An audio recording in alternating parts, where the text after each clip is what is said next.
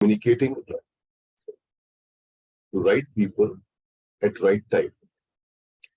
See, many times you might have observed in projects, a communication reaches uh, a recipient who was not intended to receive it, right? And sometimes it it does not reach a recipient who was supposed to receive it, or it reaches him or her late, right? So this communication management is to fix all these issues, right? Right communication to right people at right time, right? Now, what you have in front of you right now is a basic communication model, right, which consists of a sender, receiver, medium, feedback, noise, encode, and decode. This is anatomy of a basic communication model, right?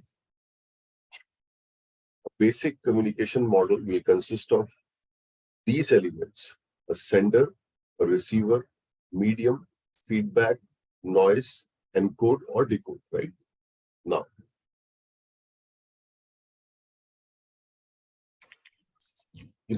some basic concepts on communication. For example, formal written. An example of formal written can be RFP, project charter, scope statement, statement of work, right? So they are all formal documents. Informal written can be a simple plain email. A formal verbal can be a speech or a presentation. Informal verbal can be a conversation, right? Now, communication can happen through various modes, right?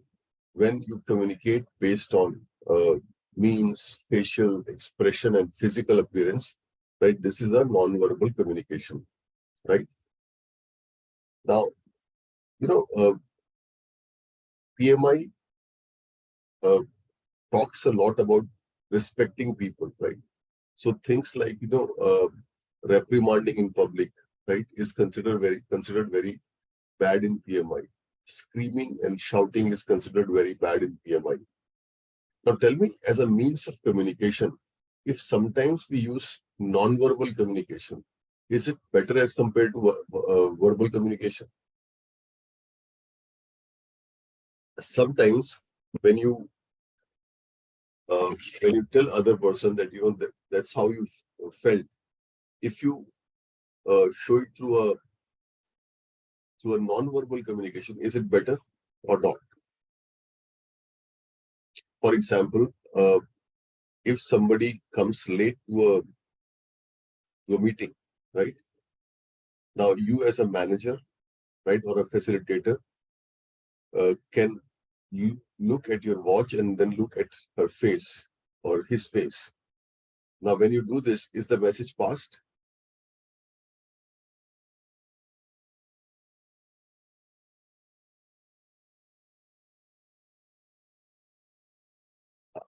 Are you getting? It does, I think. The message is passed, right? Yeah. So, rather than finger pointing that you came late, right, or pointing him or her that you are late, right, is sometimes is non-verbal communication better or not?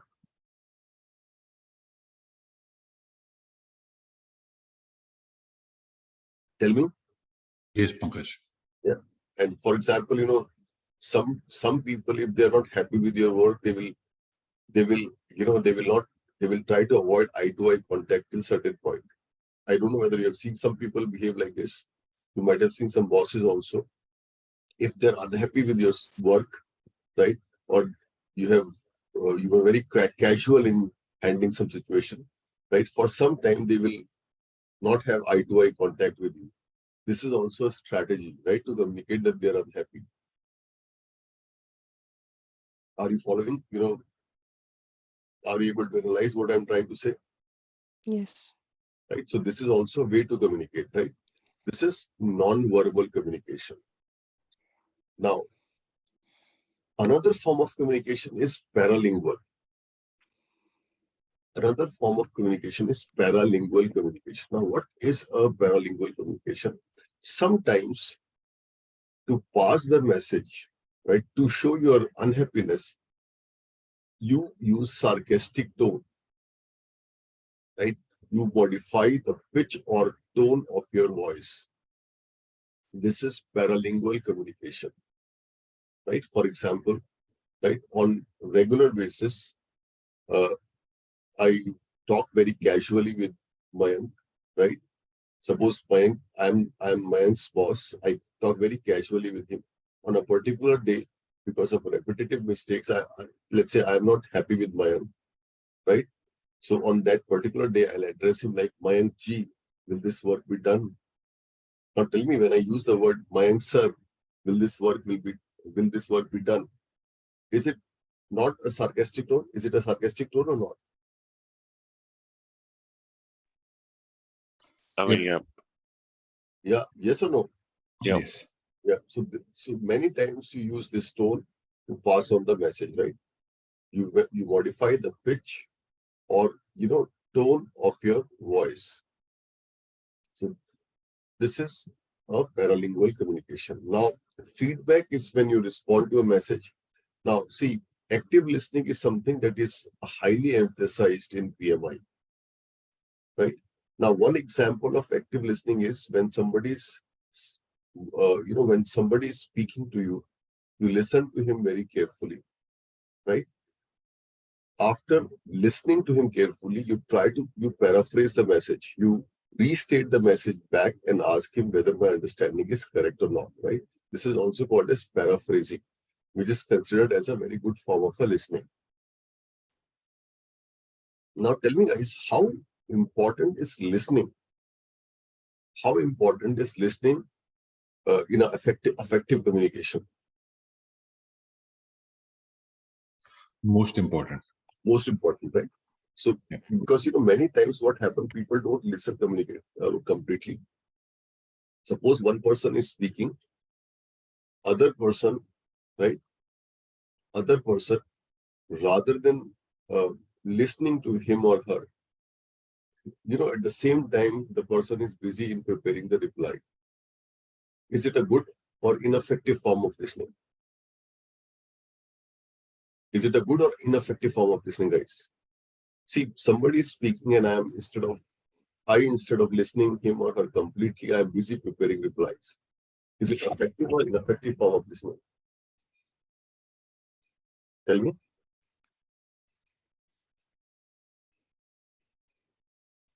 Ineffective, right? Yeah. Right. Now, see, when you talk about listening is important in communication. You might have heard about these terms: internal listening,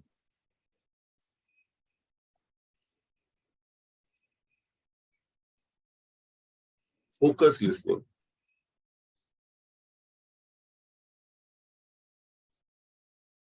and global listening.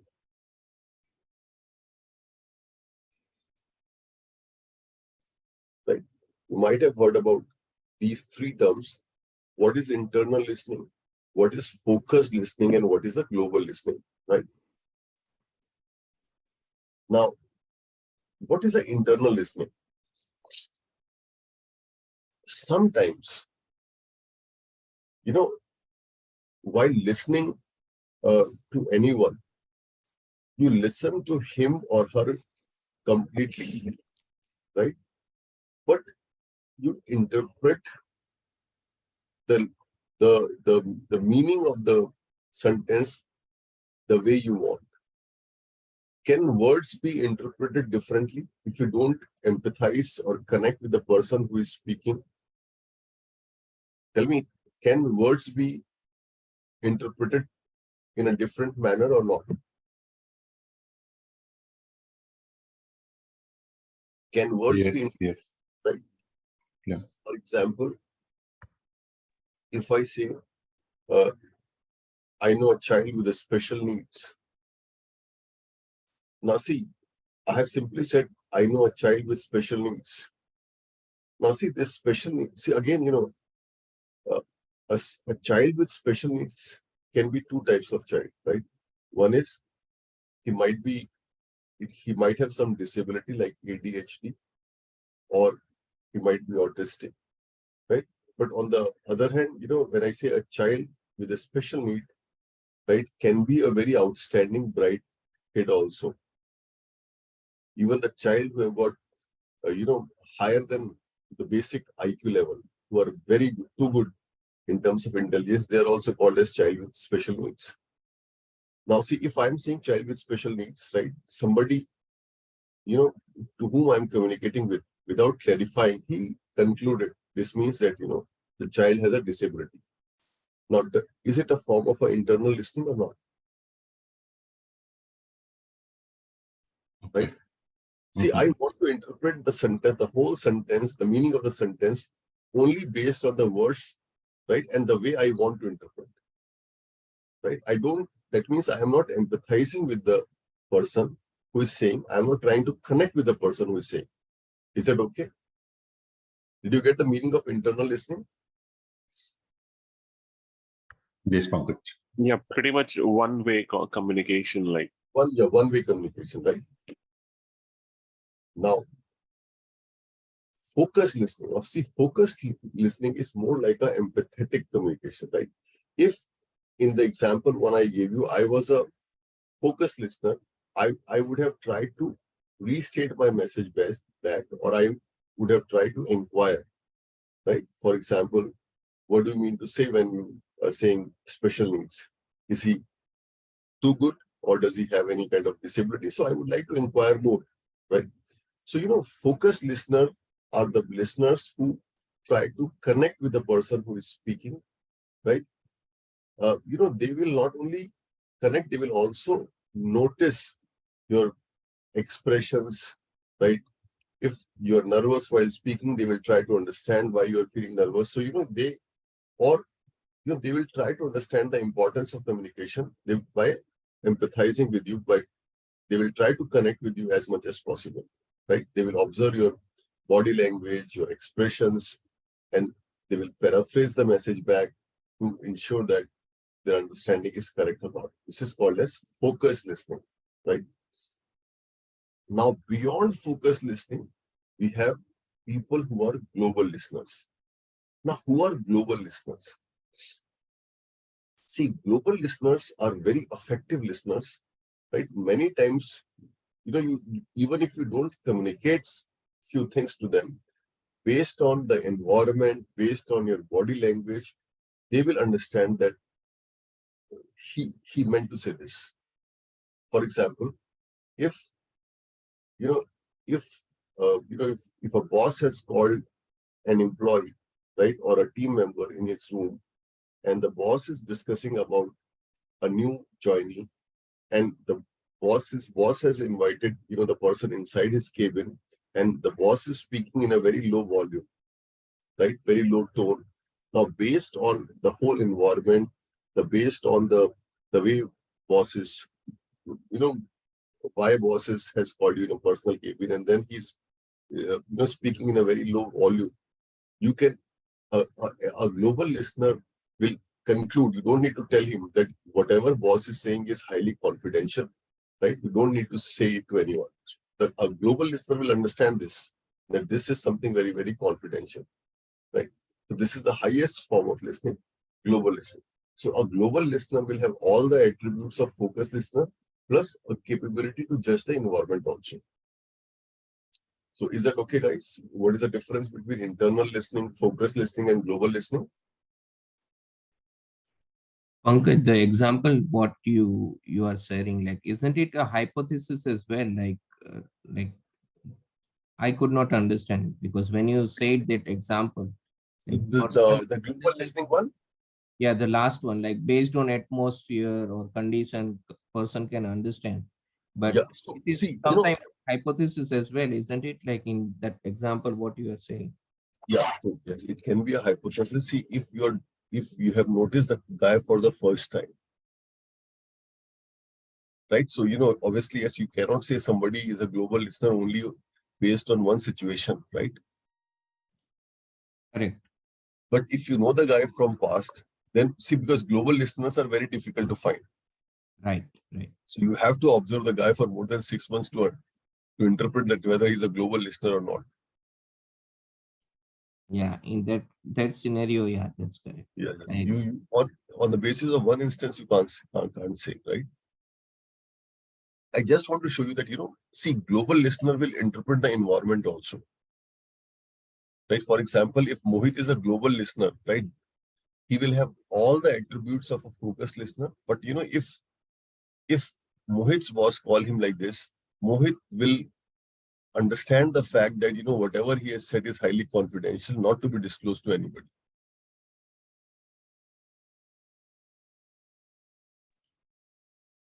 Are you following, Mohit? Yeah, definitely. I get you. Pankaj, I am not still clear on focus and global. Okay. See, first of all, focus listening.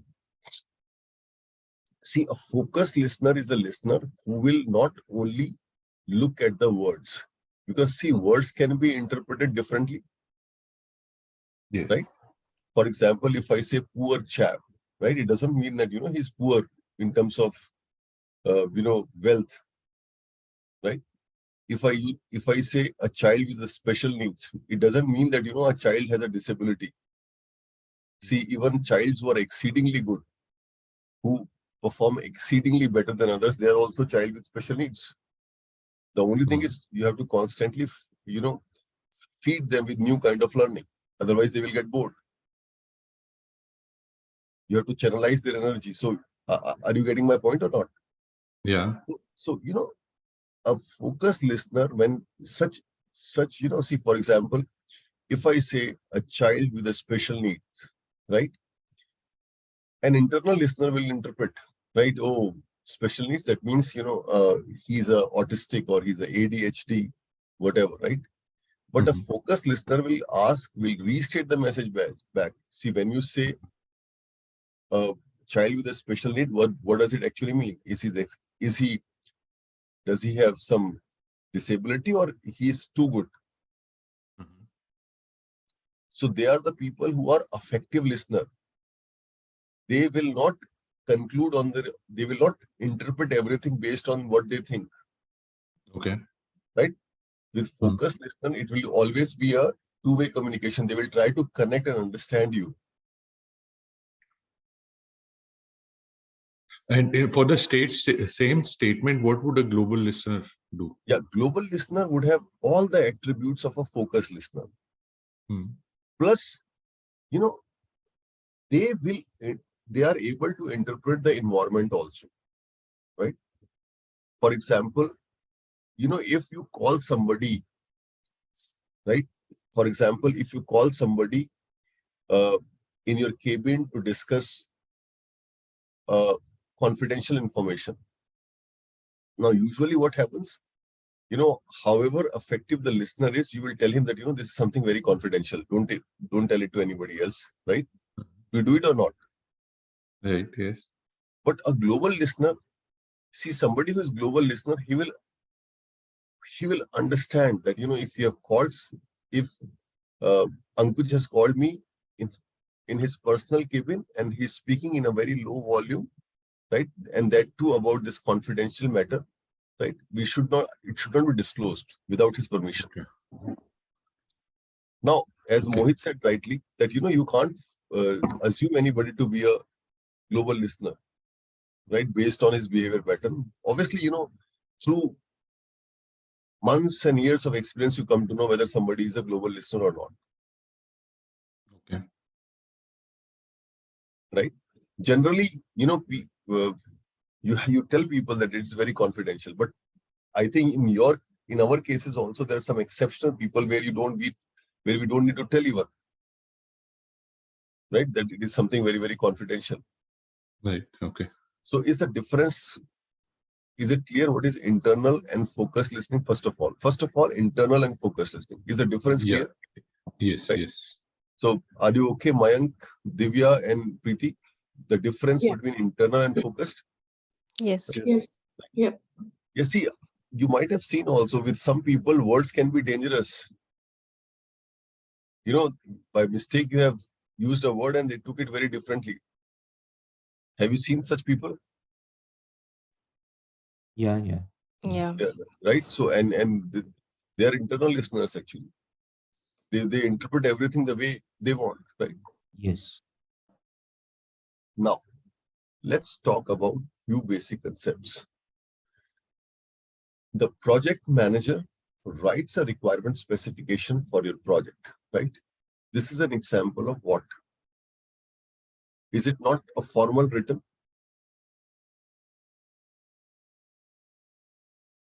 Yes, it's formal written. It's formal written, right?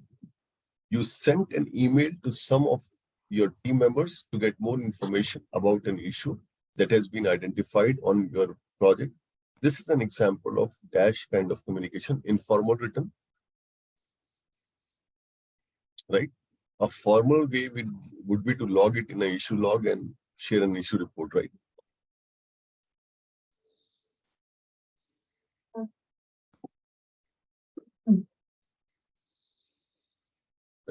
Now, in communication, primarily we'll talk about planning the communication, managing the communication, monitoring the communication, right? Now, in planning the communication, there is one numerical which often comes in the exam, right?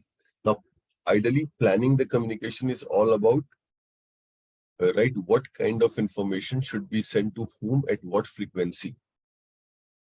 In communication planning, we basically come out with what information should go to whom, at what frequency, who should be the sender, who should be the receiver, what should be the mode and format of the communication, right? And as you remember, the foundation of this communication should be stakeholder engagement plan.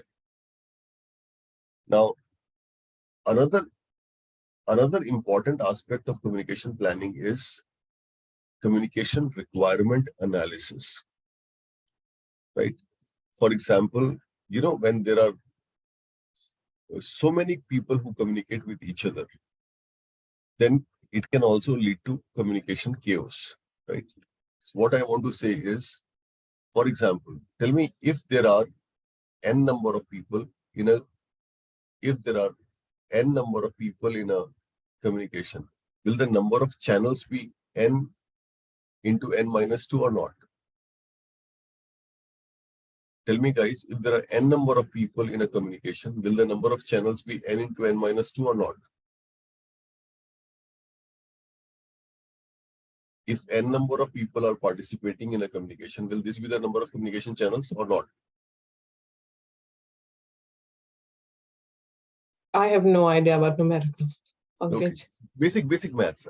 Basic maths. So this is basic maths. Suppose there are n number of people, and how many possible communication or communication channel can be there? So can we apply basic combination NC2? You know what is NC2?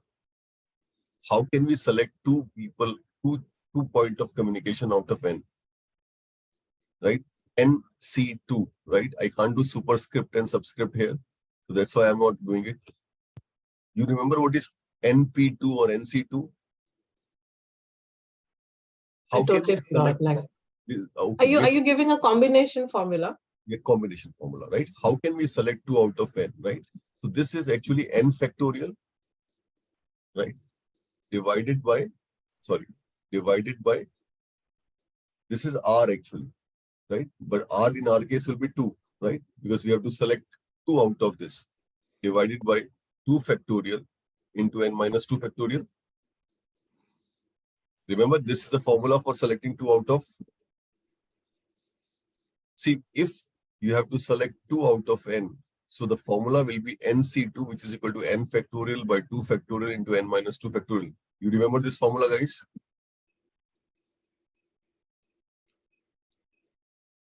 I don't. I don't. I don't. Even I don't. Basic ये maths का formula याद नहीं 10th class 12th class का and देखो do you remember a little bit of permutation and combination? Now see, what is n factorial? N factorial will be n into n minus 1 into n minus 2 factorial, right? N, Yeah. Yes, that is good. yeah, n minus 1 Into a minute. Yeah. n minus 2 factorial, right? Now divided by 2 factorial is 2 only, right? Yes. Into n minus 1 n minus 2 factorial, right? So n minus 2 factorial will cancel, right? From numerator and denominator, right? So finally the Yeah. formula will be n into n minus 1. Sorry, I've used capital N, so I should use capital N everywhere.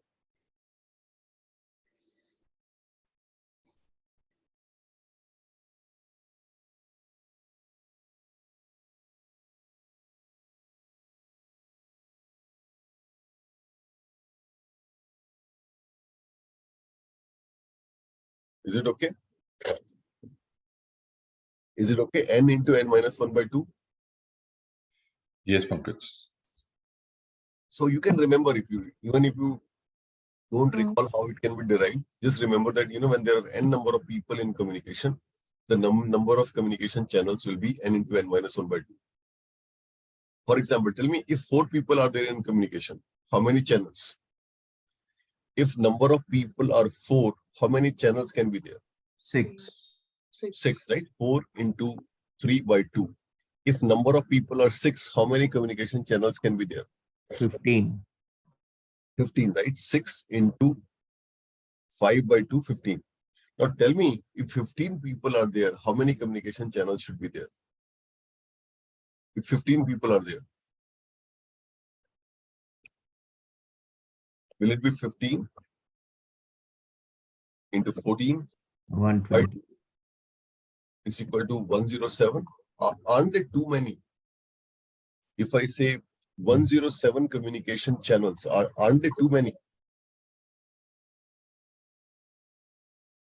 So Yes, Yeah, Pankaj.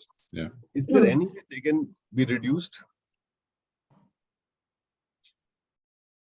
Is there any way? See, that's why, in Agile, we say don't let the team go beyond 10. The moment the team goes beyond 10, what we do? We break them into multiple teams. Because, see, we don't need bombardment of communication, right? People won't be able to collaborate. See, 107 is too much. Can I reduce this number of channels by creating multiple teams? Suppose I create multiple teams, right? Let's say we create 3 teams, right? 3 teams, right? And in each team, let's say we have 5 people. 5 people, 5, 5, and 5, right? See, and we come out with a rule, right? Within each team, within a team, teams can communicate. Within a team, teams can communicate, but across the team, the communication can happen only through leads, right? Across the communication, only leads can communicate, right? Now, in this case, tell me how many communication channels would be there? Across the team, suppose this is lead 1, he can communicate with him, he can communicate with him, and he can communicate, right? Across the team, we can have 3 channels, right? For example, this guy, right? This guy can communicate with him, right? This guy can communicate with him, and he can communicate with him, right? He can be a scrum master or a lead, right? In this team. Within team, everybody can communicate. Now tell me how many communication channels will be there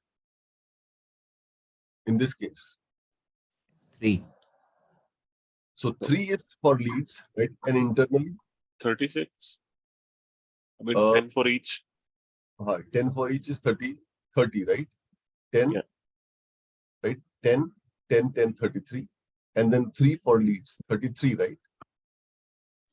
Yeah. So it will be 33 channels. So is it okay? So we have reduced the channels from 107 to 33 by grouping the team, right? Will there be 33 channels or not? Tell me.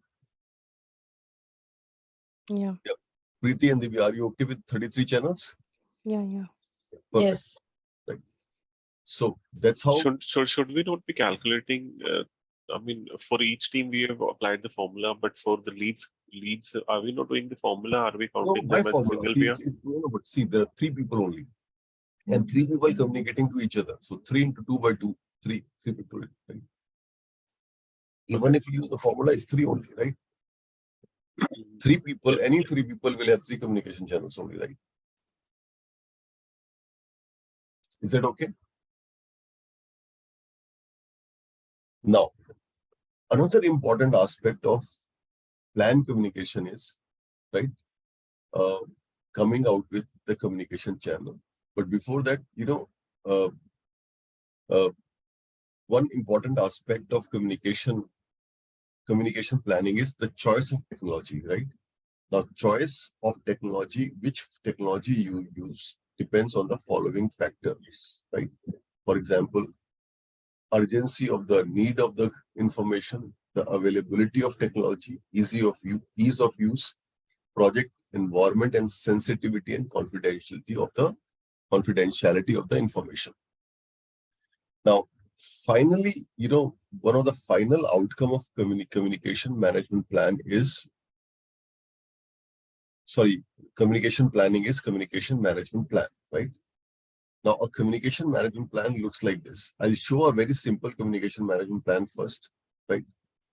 This is a very, very simple communication management plan, very simple one. Then we'll talk about the complex ones.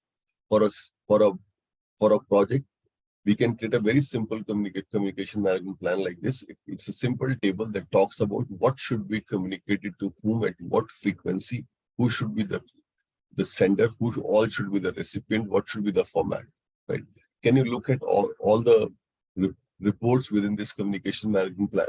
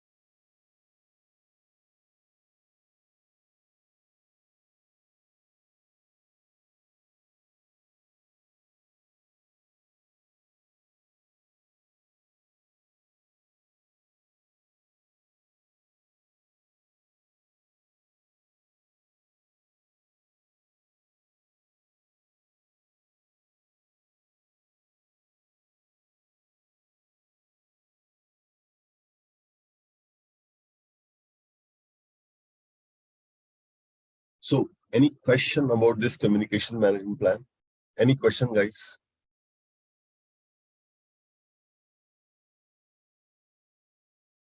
No questions? I've got a question, Pankaj. On the first line team briefing, what is restricted intranet? It's a company intranet, right? Oh, Where, yeah, see, again, it's an internal intranet, and actually maybe restricted intranet means, only people associated with this project have access to it. right. This Okay. is see, again, it all depends on the confidentiality requirement. Many times when the confidentiality of the project is very high, so rather you don't allow sending a team briefing report through an email, right? So the format is restricted to intranet, right? So you can only share it via internet only. Okay. Yeah. So I Gotcha. think you might have gotten confused because there is a restricted this wording used here, and this is Then there's internal an intranet. internal. Yeah. See, again, both are secured, but again, when they have said restricted internet, it might be restricted to a particular team in terms of access, Okay. right? While you can see while in the distribution also they have mentioned team and stakeholder with access to the secured project info area. An example would be how we have channels on Teams. Yeah, yes. Even you can do the same thing on SharePoint also, right? You can create a secured Yes. folder with access to few people only.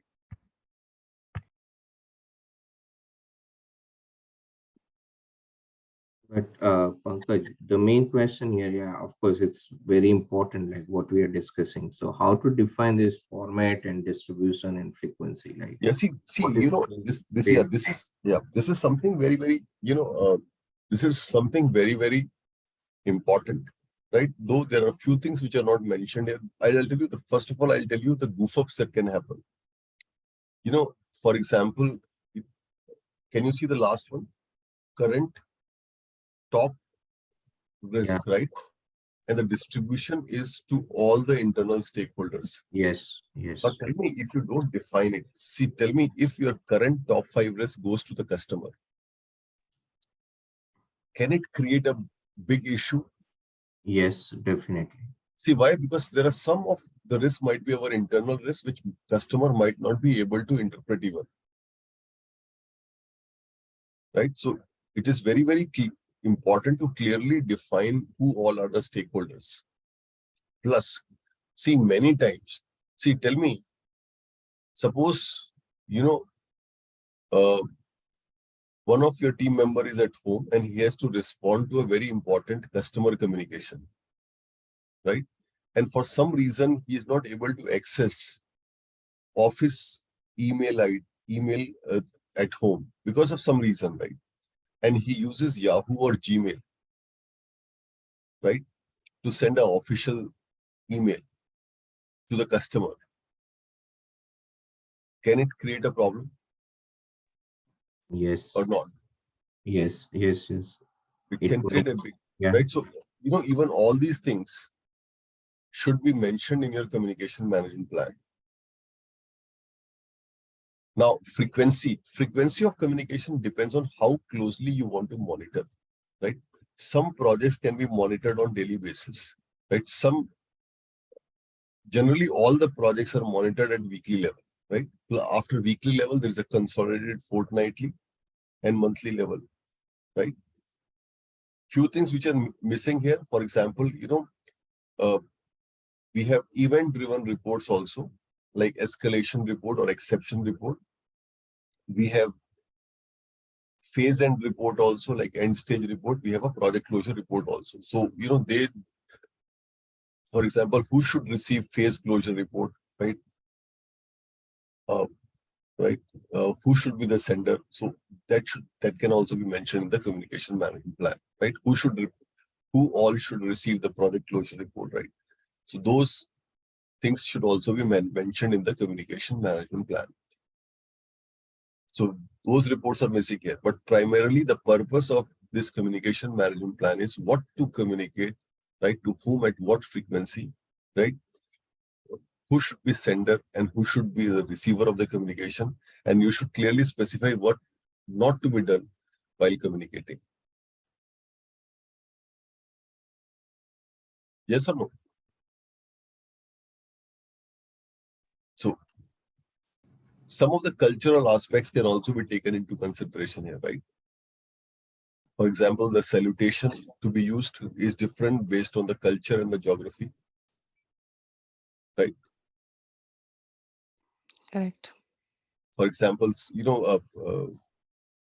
when I communicate to my son's school, right?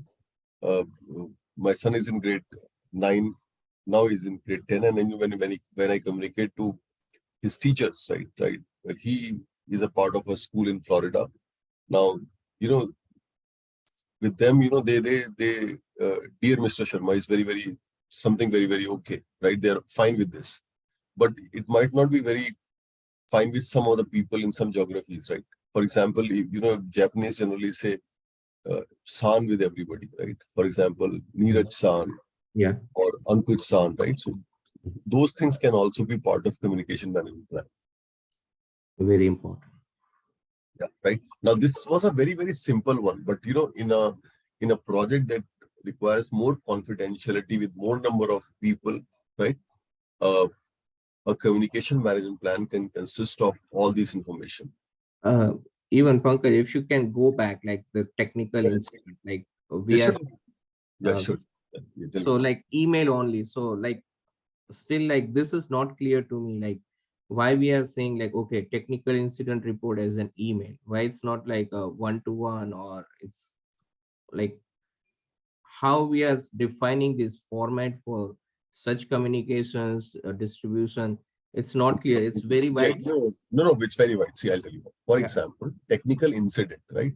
Now, see, how, again, what is an incident, right? What is an incident, first of all, right? Are incidents planned? Incident means any kind of interruption, Correct. right? Now, this interruption can be, is always unplanned or not. If it's an incident, it's always unplanned. Unplanned. Now, see, we have tools that can be used, right, to log an incident. See, there might be a system, for example, people have ServiceNow, right? Earlier, people used to have Remedy, right? We have other tools also, right? Now, through which, you can log an incident. See, whenever an incident happens, help desk can log, right? So, instead of technical incident report, right? You can say that, a technical incident report, the format can, for this also, format can be, see, it all depends on, it all depends on, it all depends on the confidentiality level required, right? You could have said, it can be internal intranet or restricted intranet, right? But again, in this hypothetical example, you have chosen that, okay, well, if there's an incident and the incident report, we can send all the, for a quick resolution, for a quick participation, we can send the incident report to all the relevant participants through an email. This is our choice, right? Yeah, so that's the reason, like, what's the choice distribution? Like, there might be Yeah. some background as well. Like, maybe I can say only intranet. Very, very important. See, again, it all depends on the confidentiality level, right? Tell me, if this was a technical incident report related to some defense forces, Yeah, right? yeah. Then instead of email, the format would have been restricted intranet or not, Correct. right? Yeah. And obviously frequency would remain the same because, incidents are unplanned interruption, right? Any Correct. kind of, right? So, so the frequency would always be immediately after the incident, right? Distribution can be changed, right? Yes. Based on the need of the project. Yeah.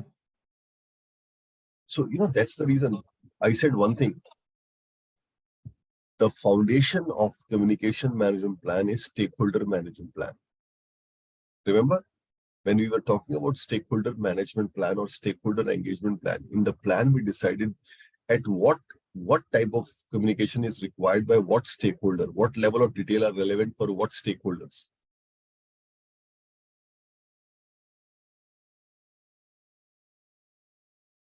Are you getting my point or not?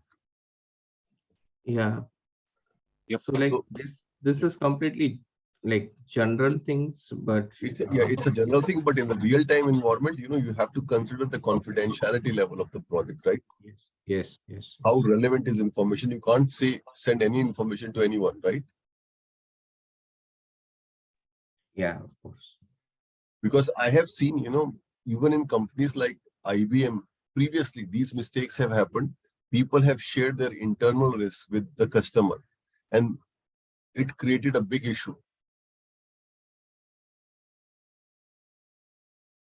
See, I am in IT from early 2000, right?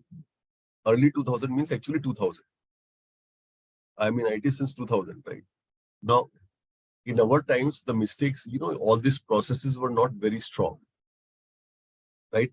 I was a part of a CMM level 5 company. But again, that CM level 5 was more in papers. So people would do a lot of mistakes regarding communication. A lot of mistakes. And then there would be escalation also.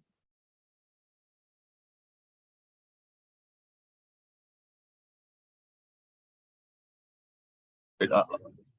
Are you following me or not? Yes. For Yeah. example, I still remember a girl sent her marriage card, right, to everyone, right, through company email to all. And it happened unknowingly. But again, This is an example, but people would do so many things.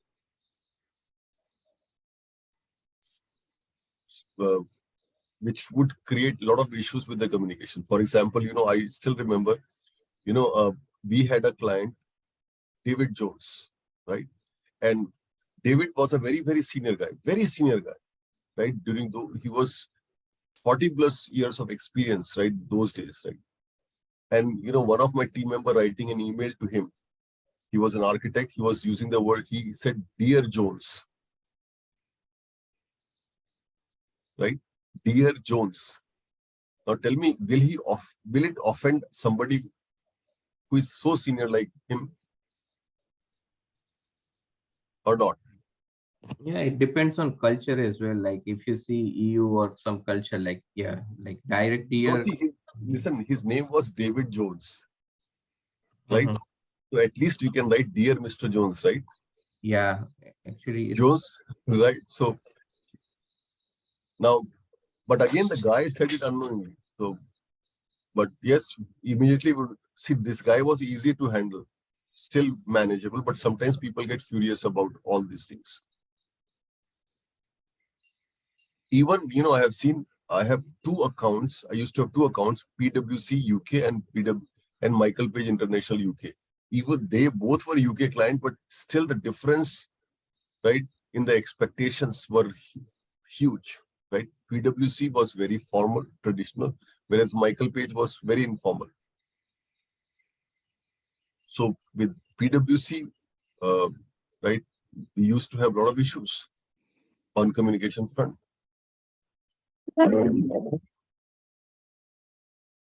So again, this table is very, very important, right? Now, can we go to the bigger one?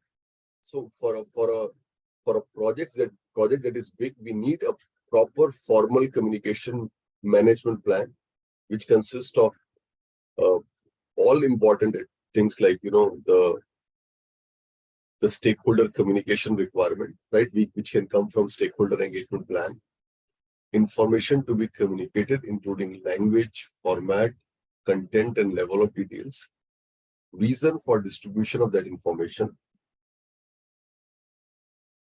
time frame and frequency of the distribution of the required information, right? And receipt of acknowledgement or response, if applicable, person responsible for communicating the information, person responsible for authorizing the release of confidential information, right? Person or a group who will receive the information, method or technologies used to convey the information, such as memos, email, or press releases, glossary of common terminology, flow chart of information flow in the project, workflows with possible sequence of authorization, list of report and meeting plans, etc. Right? Communication constraints usually derived from specific legislation or regulation, right? Technology and organizational policies, right? So all these things should be there, right? For example, your escalation plan can also be part of your communication management plan. Is that okay? Now, based on your communication plan, you can communicate, right? Based on communication plan, you can communicate. Now, there is a process actually, but again, you don't need to remember the process anymore. We can reference it though. Managed communication happens based on the communication plan, right? And as we saw in our communication plan, right? There were two different types of reports, time-driven or event-driven, right? Now can you tell me the difference between a time-driven reporting or event-driven reporting? Can you tell me the difference between a time-driven and event-driven reporting? What is a time? Time-driven can be restricted to the schedule. Yes. So time frequency-driven, right? Like weekly, daily, fortnightly, right? Right, Divya? Yeah. Monthly. Whereas event-driven is when some event has happened. For example, escalation report. For another example could be end stage report, right? End project report. They're all event-driven reports, right? Event-driven reports are like, end stage, end project, right? These kind of reports or escalation reports, right? So all these reports are sent as a part of managed communication. Now, another important, right? See, we have been talking about agile a lot, right? Tell me, in agile, how the agile reporting is different from this communication plan? See, because whatever you see in this communication management plan and whatever I have told you with respect to time-driven or event-driven, is it a push communication or not? Is it a push communication? Push means somebody is sending something to others. Are all of these example of push communication? What do you think, Ankush? Is it a push communication or not? Yes, Pankaj. But in agile, do we talk about push communication or pull communication? Oh, Both. Agile, it's about pull, right? For example, so if you're following a project, if you're following a project using agile or hybrid, right? In agile, you don't need this table, right? Or sometimes in agile also, people are not okay only with pull. They say we'll use a combination of pull and push. Then you have to modify. If you're using both, you have to modify your communication management plan. You have to clearly specify about this reporting, push reporting, and you mention about pull reporting also that can be there in the form of burn up charts and burn down charts, right? Now, if the project is only agile, then don't create this table in the communication management plan. Then your communication management plans should simply highlight, right, information radiators. You should say that, anybody who wants to see the status or get the status can directly go to the team area and look at the burn up charts, burn down charts, right? And other information radiators like product backlog and the Kanban boards, right? I think you remember burn up, burn down charts, right? Now, please see again, I have retained these tables in some of the PPTs, but don't look at, see, I just retained it, right? They're of no relevance with respect to your current exam. Now, the purpose of managed communication is to actually execute communication, to come out with various reports, right? Like, your weekly status or fortnightly or your event-driven report like end stage, project closure report, right? Or if it's a agile, completely agile way of reporting, your burn up charts, your burn down charts, your community flow diagram, and so on and so forth, right? Now, this is managed communication. Pankaj, like a pull and push, it is something like okay, when to use what, like something like push communication is something proactive, but the pull is something reactive, right? No, pull is better actually. Pull is see, when suppose you as a boss, Mohit, right? You expect a report to be sent by your junior, right? Right. You are a boss and you expect a report to be sent by your junior. Mm-hmm. This form of communication is what? It is something like push and Push, right? Push. Correct. So Correct. now, Correct. see, the problem with push reporting is, it can lead to delays because it's a kind of a handoff, right? For Correct. example, somebody has sent a status report to you, and it will be in your inbox for a certain point of time, right? Correct. This is push. Now, in a pull environment, everybody is expected to be very, very proactive, right? Nobody will be sharing status report with no one, right? For example, there will be a team area. In the team area on daily basis, the burn up charts, the burn down charts, and other charts will be updated. Even if a CEO has to see the status, he can come down and see the information radiators. This is a pull system. Nobody will tell Mohit that, okay, what is the status of the project in terms of time, cost, schedule. If you want to see the status, go and see the wall. But The pull is wall not, can be wall can be a manual wall, or wall can be a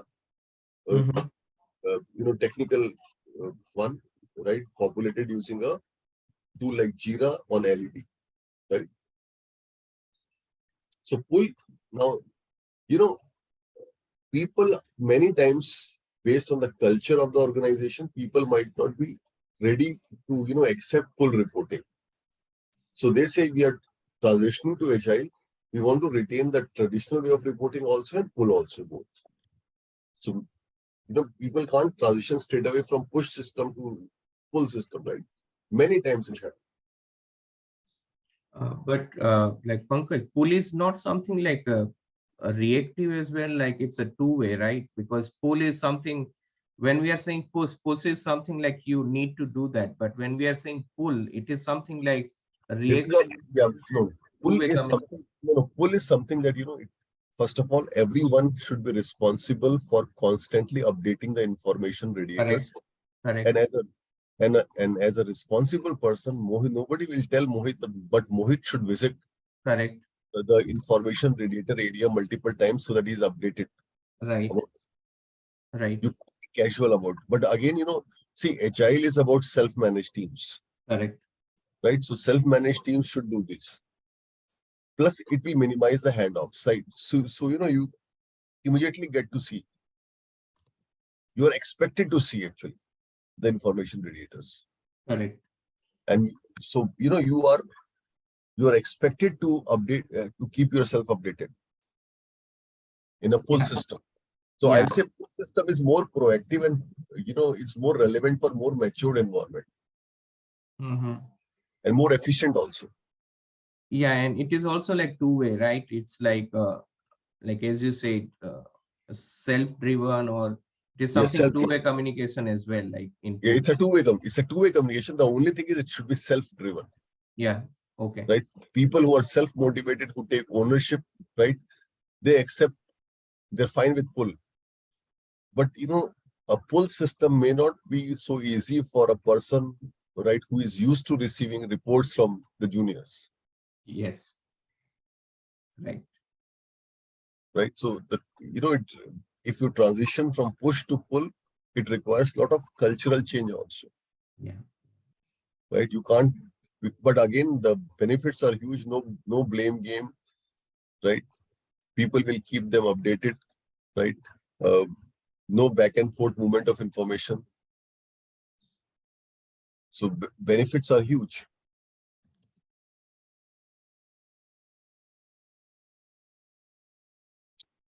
Right?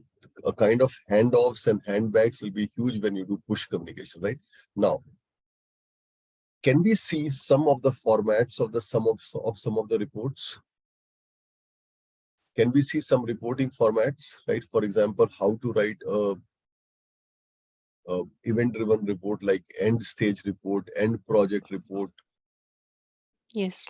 right? Or how to write a weekly status report, or how to write an escalations report, right? So can we start with an event-driven report, which is end project report? How to write an end project report? Can we start with that? Good, Pankaj. Right. So Yes, Pankaj. let's see how to write an end project report. How should an end project report look like? Right. Let me see.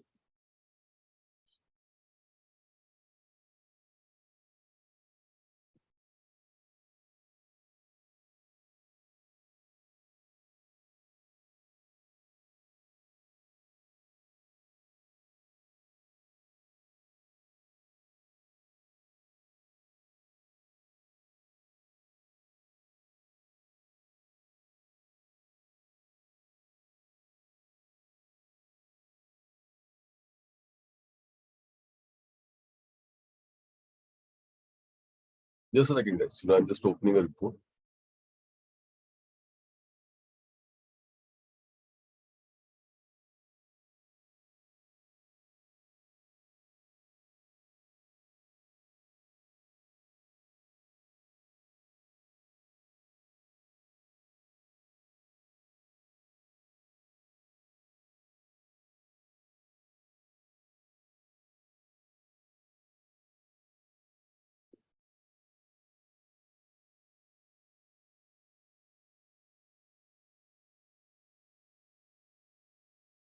Now, guys, can you see an end project report in front of you?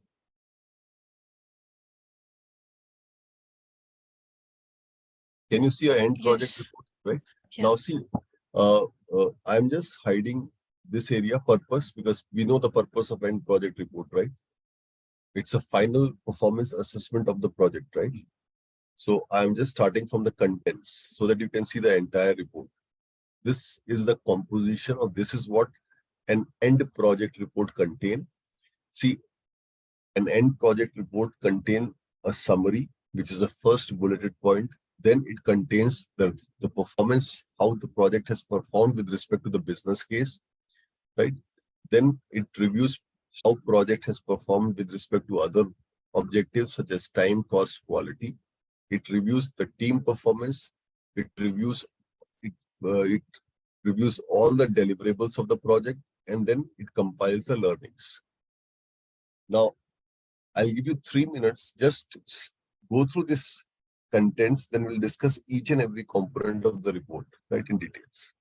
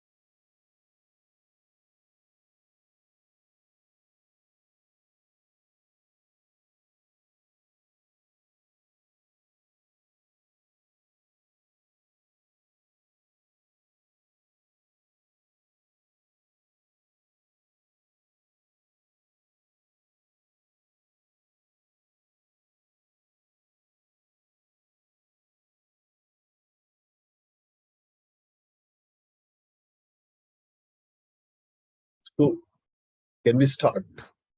Can we start with each and every element?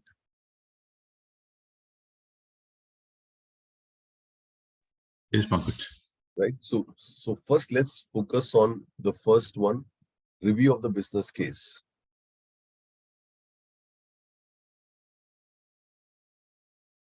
Let's focus on review of business case, right?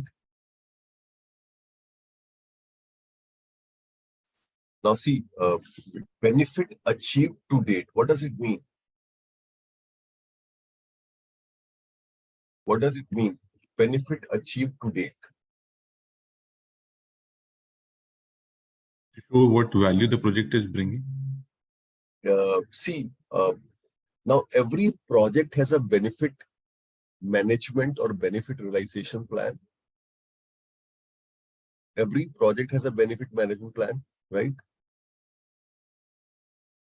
Now, a benefit management plan can be like this, right? For example, see, do we have a plan of benefit realization or not? For example, after the project is rolled out, suppose your project is an e-commerce project, right? And once you have rolled out your e-commerce website, do we have a plan? For example, after first 6 months, right, I will get a revenue of 5 million. After subsequent 6 months, I'll get another 5 million. And from next year onward, since everybody will know about my website, right, from next year onwards, in first 6 months, I'll get 7 million. And in next six months, also 7 million. So do we have a plan like this or not? See, whenever you're doing project, like for example, I gave you example of an e-commerce website, which can be a merchandise selling or a travel portal. Are we going to have a plan like this or not? Yes. Right? For example, and tell me if I release the website in phases, right? For example, if I'm releasing this in 3 phases, phase 1, let's say phase 2, right? And this is phase 3. My benefit realization will start from phase 3 onwards. Yes or no? From this point onwards, from second phase, when I have done an initial launch, will my benefit realization start or not? And it will go till beyond the project also. Yes or no? Tell me. The phase 1 can be my minimum marketable product when I have really, see, I'll make a release here. This is phase 1, this is phase 2, this is phase 3, and this is beyond the project. So will my benefit realization happen from this point onwards? Right? And Yes. you know, and I might have thought that, okay, by this point, some benefit, benefit realization will happen as per a schedule. Now tell me, there is a benefit plan and there is an actual benefit realization. Will they be same or will there be some difference? Benefit achieved to date, they can be either more than the plan if you perform better, and they can be less than the plan also. Yes or no? Yes. Right? So you can specify, this is project closure point, right? This is the closure point where you are measuring everything, writing this report. At this closure point, you might have planned 5 million US dollars, but you might have achieved only 4, right? You might have planned $5 million, but you might have achieved 6. But whatever is the benefit achieved to date, you should specify, right? Now, can you see the second one? Residual benefits expected post-project. Now see, if you look at this benefit realization plan, this horizontal line, you might be observing some benefits are realized during the project life cycle and some are realized after the completion of the project. Those benefits which you expect will be realized after the closure of the project, this section, right? This portion of the benefit realization, right? Suppose this is the one. This one. After the closure, this is residual benefits. Right? After the project, this will be residual benefit, this portion. Are you getting the meaning of the residual benefit? This, after the closure of the project till the end, whenever, right? This will be a residual benefit, right? So, is it clear what is residual benefit? Post-project, right? Now, the third is expected net benefit. Now, expected net benefit is a forecast, right? Now, tell me one thing, right? How the forecast be changing based on the actual realization or not?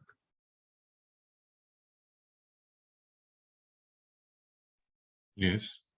Right? For example, suppose the total benefits expected from the project is 20 million, right? Total is 20 million. That is a plan. Now, which is, during the life cycle, let's say it's 5 million and then, 5 millions in next 3 quarters. But if, let's say, by the end of the project, at this point, instead of 5, you have achieved only 4. If you have achieved only 4, what is your projection? Right? Will the total benefits achieved will be 16, right, million US dollars, or will it be 20? Suppose the total benefits expected from the project is 20 million US dollars, right? 5 million till the closure and then 15 million afterwards every 6 months. Now, at this point, till the closure, instead of 5 million, you have achieved only 4 million. So tell me, will you achieve 16 million or will you achieve 20 million?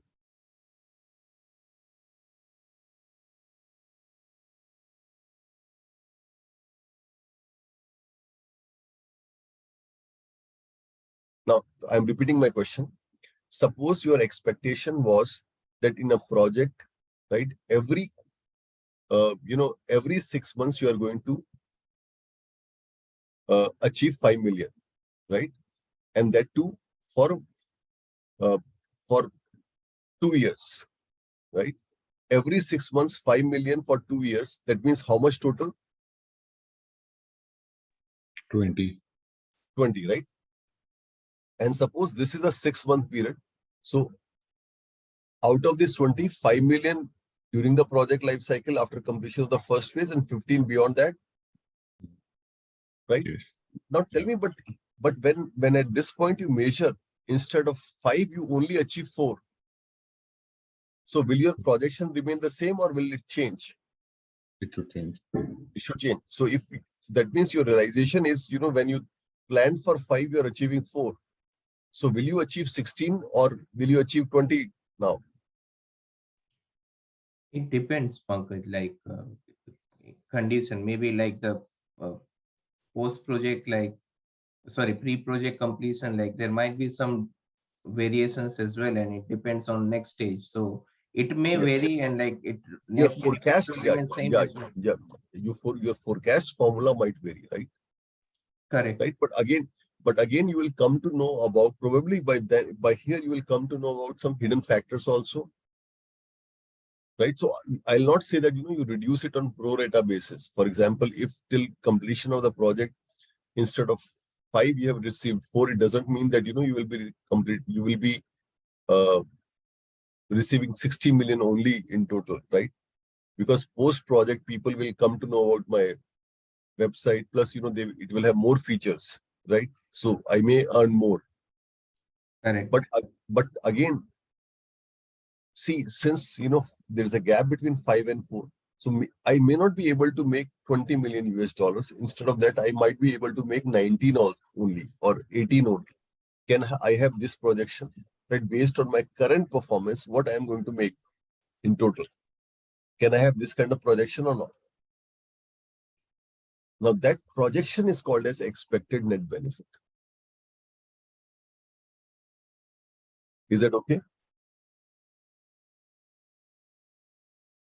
Yeah. Right. Now, the deviation from the approved business case is what? The difference between the net benefit and the planned benefit. Right. For example, if my planned benefit, right,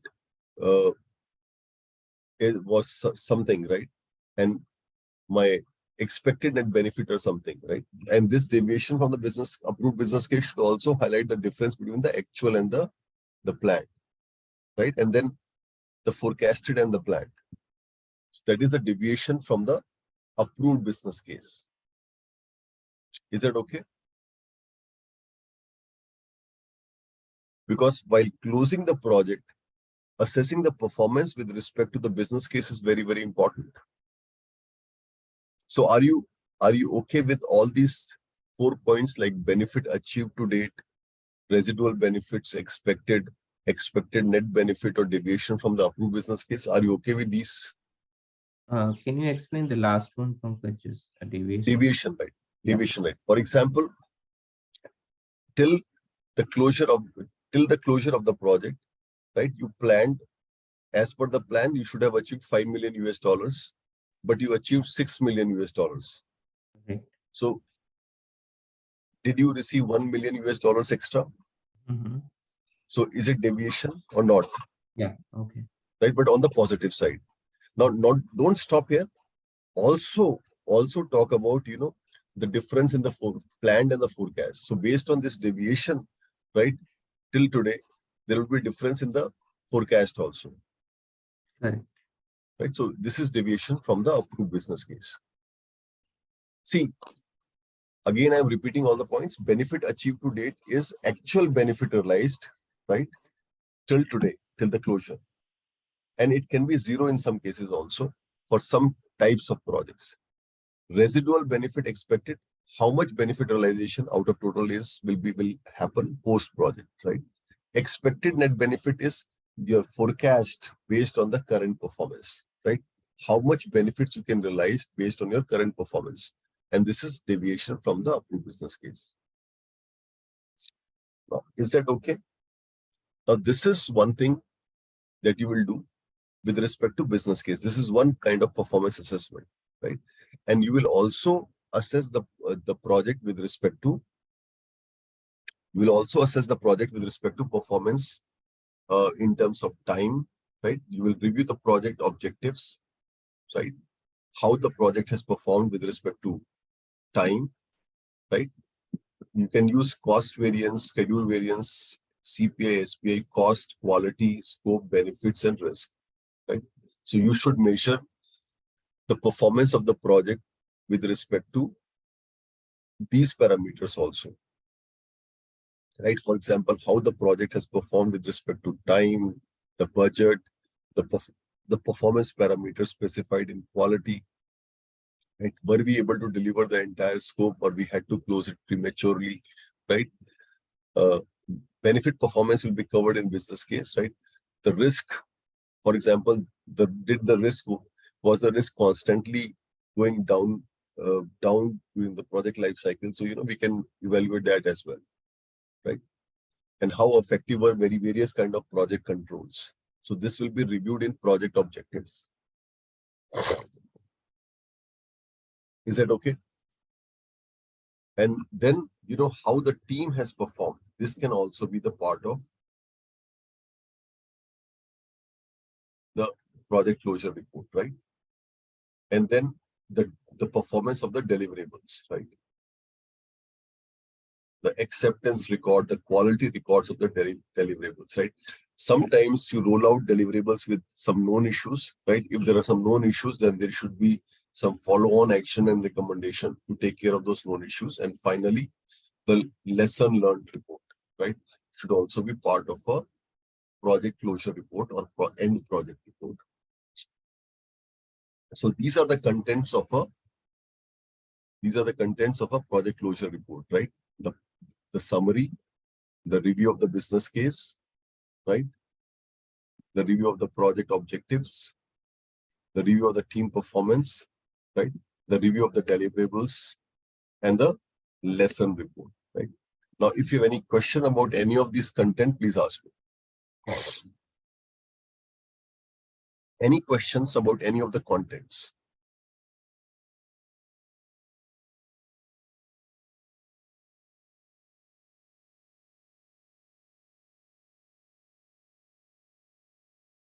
No questions? Are you okay, Preeti, Ankush, Divya?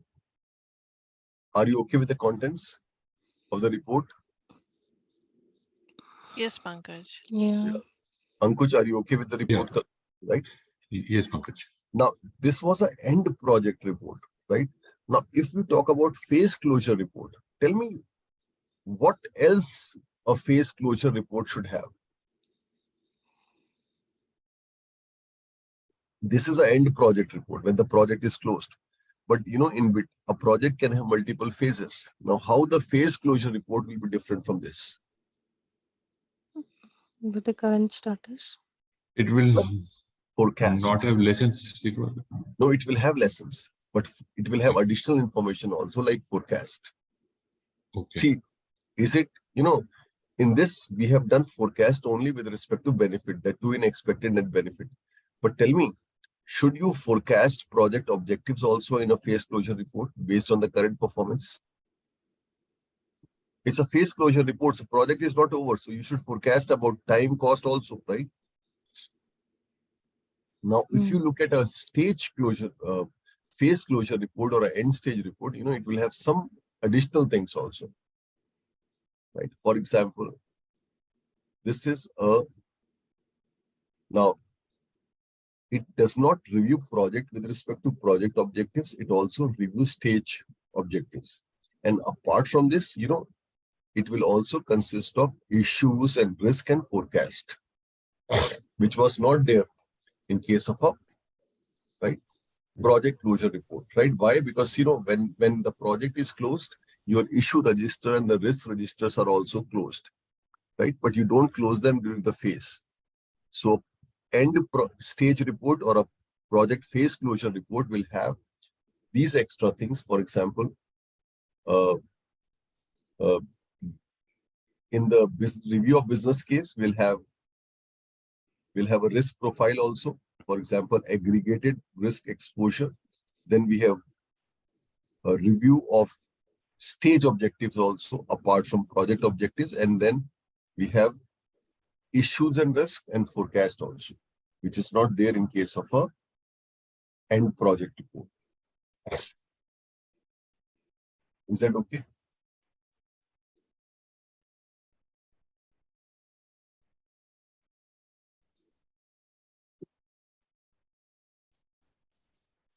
Is it okay?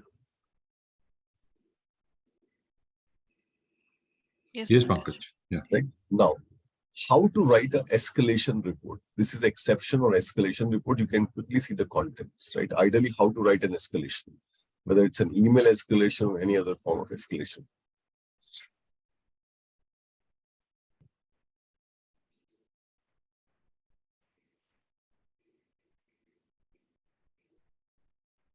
Should you simply escalate, or should you also talk about the why? Sorry, is it exception report or escalation report? Same, Oh, same, right? It's an exception report written, but again, same as escalation report. The escalation should also happen the same way.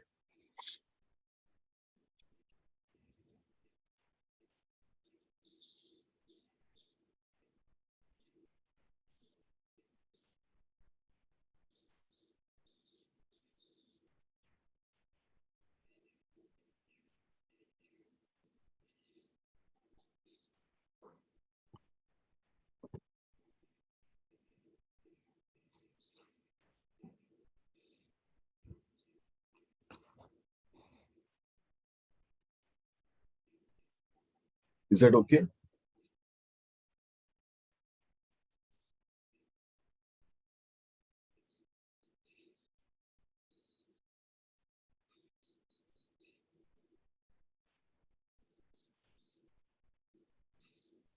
Just to be sure, like like when we say like exception report, this is exception is just to identify the issues, causes, and No, not everyone. No. I no. don't see. See, ideally, you should escalate. You don't see, there is something called as management by exception principle also, right? And Okay. management by exception is a very, very relevant concept, right? Which says, do not escalate to your next level, right? Anytime you think of, right? Correct. Do not go to your, in fact, they say, do not go to your next level, right? For your day-to-day problems, for your Correct. day-to-day issues, right? Yeah. So at every level, right? At every level of management, some tolerance limits are defined. Right. Correct. If things are, if there is an issue or a risk, but things are within tolerance level, you should manage on your own. Mhm. If you anticipate or forecast that things might breach those tolerance given to you, then only you have to escalate. Correct. Agree. And when you have to escalate, don't escalate simply like, okay, this may happen, right?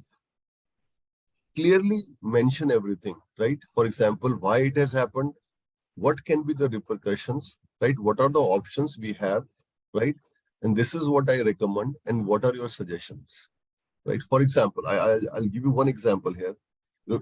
See, in a very early morning, I reached my office, right? I just opened my laptop, and there was an email from my project manager, right? A project manager has written an email to me that the team might not be on board on time.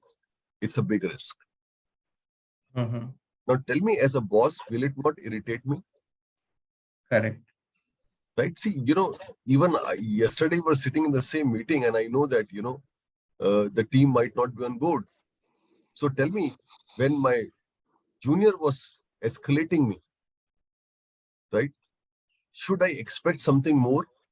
Should I not expect that, he should write that, okay, this is the situation, right? These can be the possible solutions, right? And this is what I suggest, and what are your thoughts? If instead of simply writing like this is a big risk, if he had written like this, okay, these are the possible solutions, right? We know that team might not be on board on time, So these are the possible solutions. This is what I suggest. Then, what do you suggest, or what are your thoughts? Correct. If he had written a mail like this, I would have been glad, right? Happy. Yes. Yes. So, so the writing escalation is also very, very important, right? So go, when you don't simply escalate, right? But yeah, in that situations, what you explain, like exception and acceleration, like both are a different report, because exceptions, you mean to say like, okay, it's just simply saying. In acceleration, like, of course, it is saying as well as having some thoughts as well, isn't it? See, because escalation will happen only in case of exception. Correct. Yeah, When agreed. things breach the tolerance. Yes, agreed. Yeah. So, why to simply see, if tell me, yesterday I was there also in the meeting. I Mhm. know that team might not be on board on time. Right? Correct. If my project manager is simply saying that, okay, team might not be on board on time, it is a big risk. Don't you think it should irritate you? Yeah, of course. Right? So why, simply by saying that you have let your boss know that, okay, this might happen. So you have, see, there's a feeling sometimes in the culture that, you have transferred your risk to the boss. Yeah. Right? Because I have done my job. I've told him. Is it a good approach or a bad approach? It's a bad approach, actually. It's a bad approach, right? Yeah. Yeah. So when even if you're, you should come out with a complete solution, Yes, agreed. because that's why you are working as a manager, right? Yes. So, whether it's an exception report or escalation, the meaning remains same. The concept remains same, right? That remains same. Yeah. Yeah. Right. Yeah. See, that's a different case altogether. If there is an incident, now Mhm. incidents are unplanned interruption. You immediately escalate. We need help. That's a different Yes. thing, right? Yes. Yes. That's a different thing, Yeah. Yeah. right? Yes. So you are not in a position to actually take action at that time. Yes. Now, this is a exception report, right? Escalation. See, my purpose was to let you know that, see, every boss expects some solution from the junior. So, whenever you escalate, please talk about all the important parameters, right? Yeah. Yeah.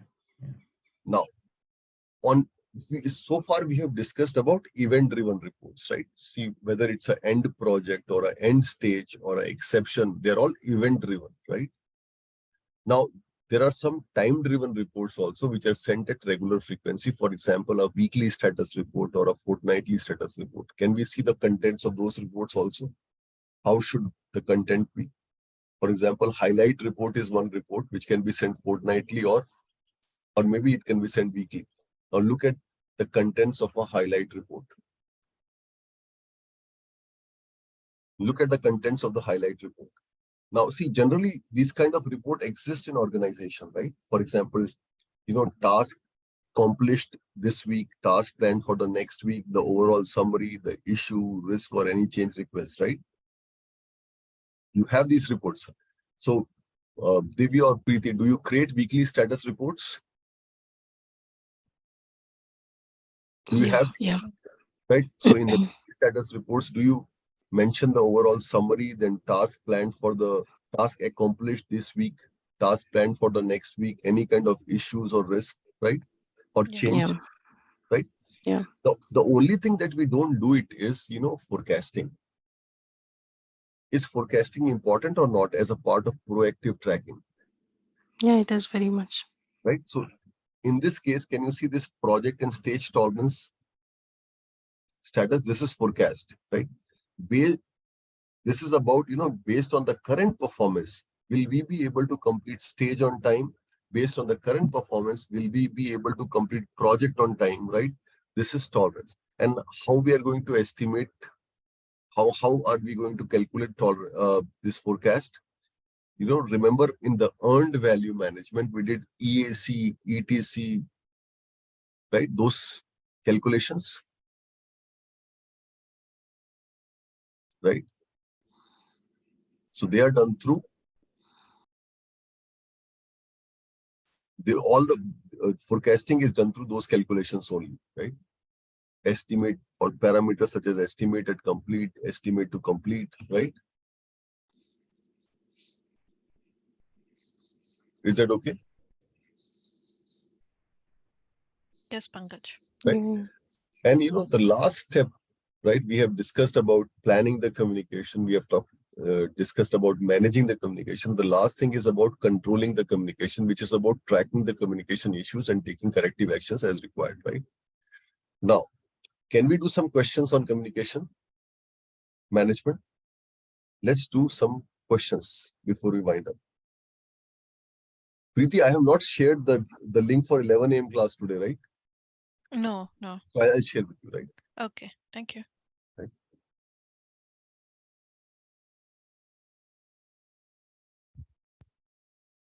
Now, just one thing, we have done basic level of Scrum, so we'll start with prioritization and estimation techniques in that class, right? But since we are going to do a case study also, so it will be from the basics.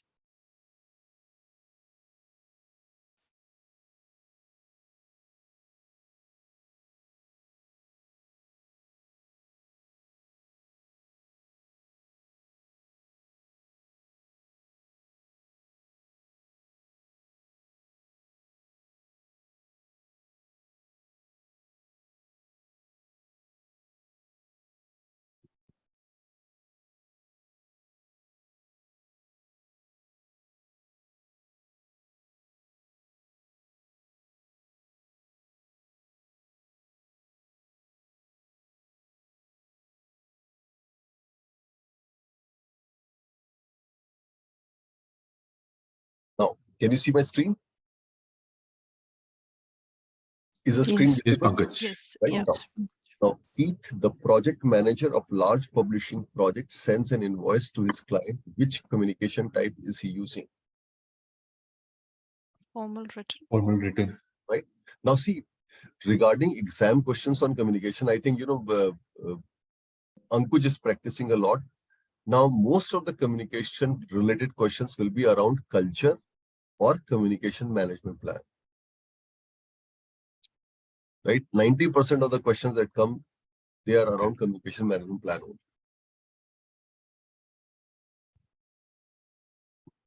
Now, which of the following, no, I'm removing this question. This is an obsolete question. No, not relevant from today's exam perspective. Third, you take over a project manager who has left the company and realize that team is talking directly to the customer and having status meetings only when there are problems.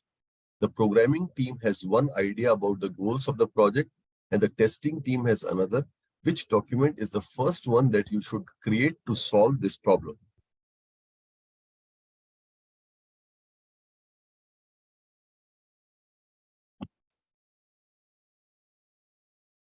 Communication management plan. Absolutely. So do you all agree communication management plan? Yes. Right? Because such questions or variant of this question comes a lot in the exam.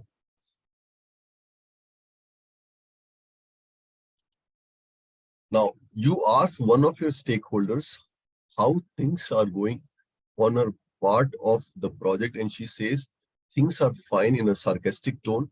Which is best way to describe the kind of communication that she used? Paralingual. Yeah, it's paralingual, right? Paralingual, right? Do we all agree paralingual for this? Yeah. Yeah. So, and I'm removing fifth question. There's some mistake in fifth question, right? So we will not do it. This is a simple one. You have 5 people working on your team, a sponsor within your company and a client, all of whom need to be kept informed of your project's progress. How many lines of communication are there? Now see, you have 5 people on your team, right? 5 people, a sponsor, 6, a client, 7, right? Now, are you missing somebody? You have. So should it be 8 people or 7 people? Project manager is missing. So you have, right? So 8 people, right? Yeah. 8 people in total, right? So what is the answer? 8 into 7 by 2, 28. Yes. n into n minus 1 by 2. Now, which of the following is not an example of active listening? Not an example. Now you can answer it.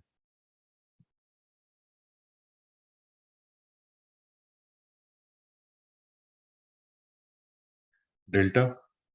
Yes, delta. Yes, delta.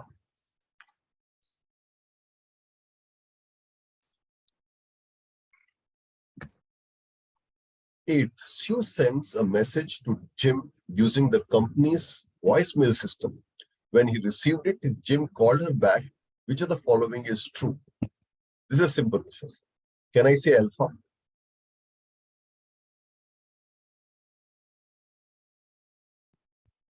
Because Sue is a sender, so he encoded the voicemail, right? Jim Jim decoded, right? When he received it, Jim called her back, right? And then encoded with his feedback, right? So can I say A alpha? Can I say A alpha for eighth? Sure, Pankaj, yes. Yeah, right. Ninth, you are managing a construction project. Suddenly, the customer asks for some major changes to the blueprint, right? Now, it's a change request. You need to talk to him about what best form of communication to use. Now, what should be the answer? It's a change request. Formal written. Yeah, it's a formal written, right? Yes, absolutely. Yeah. Can it be formal verbal by in the sense because it says you need to talk to him about this? So do you communicate first verbally and then go to written? Can that be the scenario too? See, the question is, what is the best form?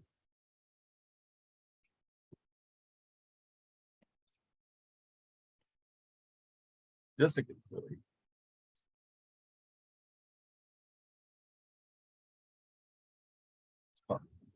Now, see, this should be what is the best form of communication to use. That's why it is formal written.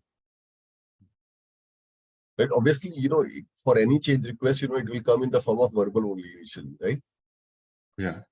But ultimately, for a change request, what is the best form of communication to use, right? This should be written, formal written.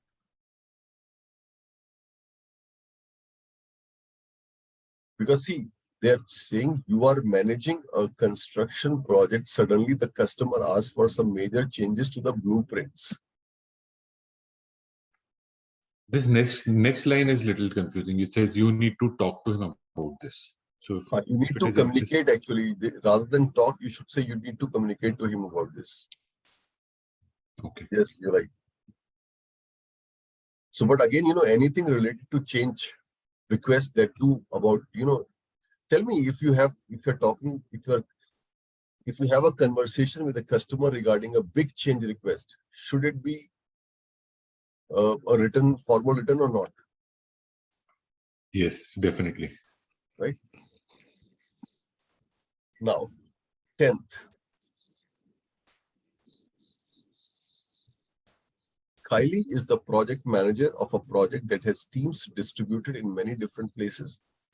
In order to make sure that they all get the right message, he needs to make sure that his project plan is translated into Spanish, Hindi, French, German, right?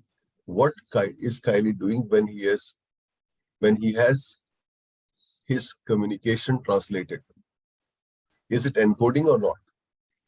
He's a sender, right? So sender will encode, right? Yeah. Now, can you quickly answer this 11th question? There are 15 people on a project. How many lines of communication?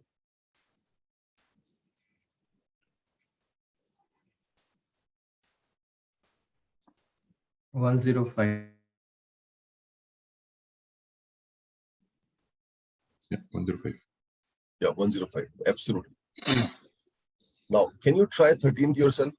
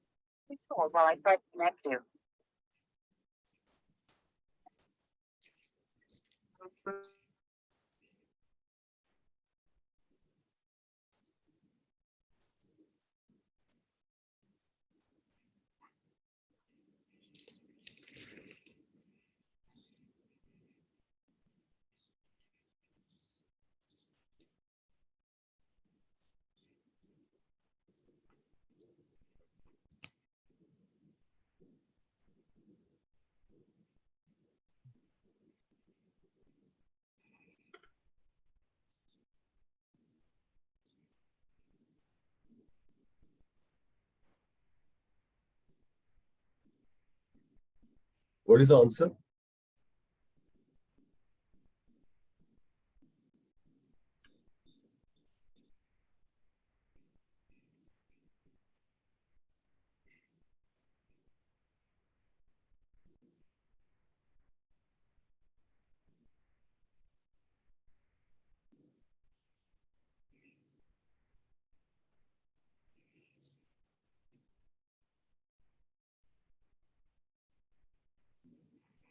What is the answer, guys? See, you are working for a major conglomerate, right? You have 24% working for you, right? With 5 major sponsors. The company announces layoffs. The team is reduced to half. So team becomes 12. Mm. And there is one you also. So 13. And 5 sponsors, 18. Will total be 18 people now after layoff? Yeah. So 18 into 17 by 2. Will it be 153? Yes. Okay. Right? Mm. Is that okay? Yes, Pankaj. And -1. Okay. So 14th, you have consulted your earned value calculations to find out the EAC and the ETC of your project. Which of the following is the best place to put that information?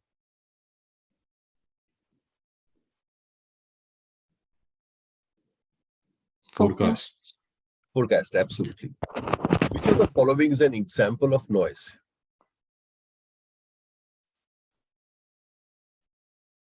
Which of the following is an example of noise?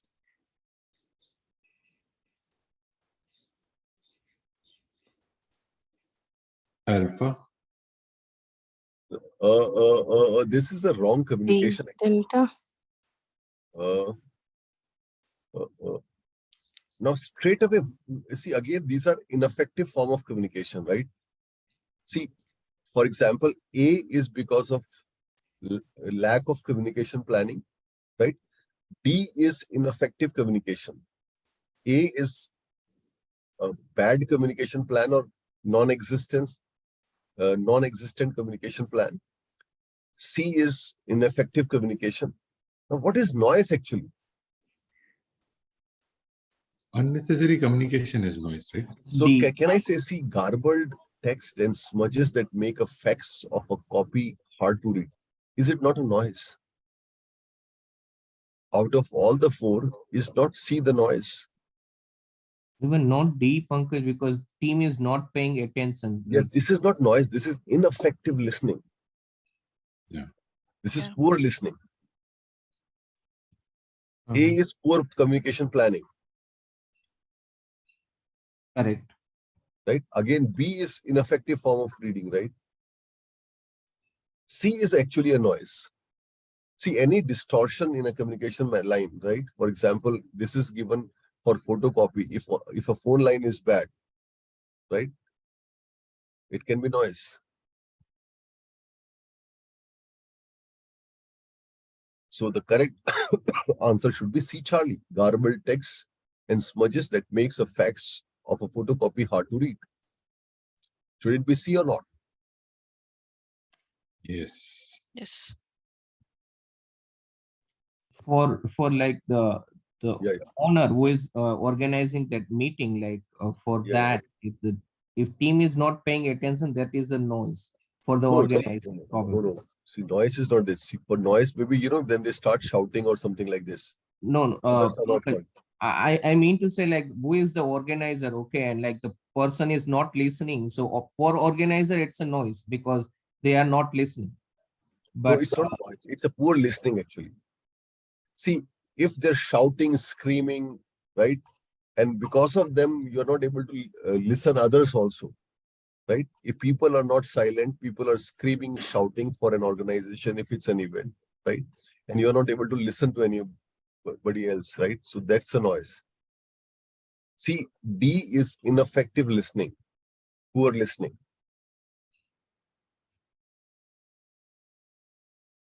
And poor listening, देखो, listen, अगर listening खराब होगी तो कितनी noise, देखो हम बोलते हैं ना कि बिल्कुल शांत environment चाहिए, right? correct. Now, if the listening skills are bad, right? So even if the environment is calm, peaceful, even then people will not listen. If listening skills are good, right? Despite the fact a lot of disturbance, lot of noise is there, the good listener will try to interpret. Correct.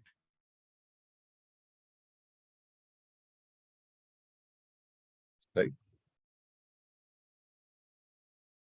So should it be C or not?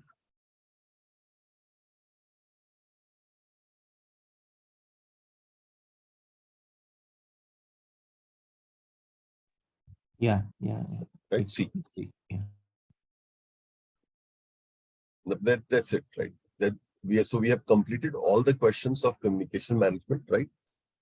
So can we start tomorrow with requirement elicitation processes, right? Requirement generation processes. Same we are time, right. Pankaj? Yeah, same time. And Preeti, you can attend the missing classes, right? On Agile at Yeah. 11 a.m., right? Okay, thank you. Perfect. Thank you, guys. Thank you. We'll catch up tomorrow, right? At same time, 5 a.m. Okay. Okay, Thank you, thank Pankaj. you. Bye. Thank you, Pankaj. Bye. Bye.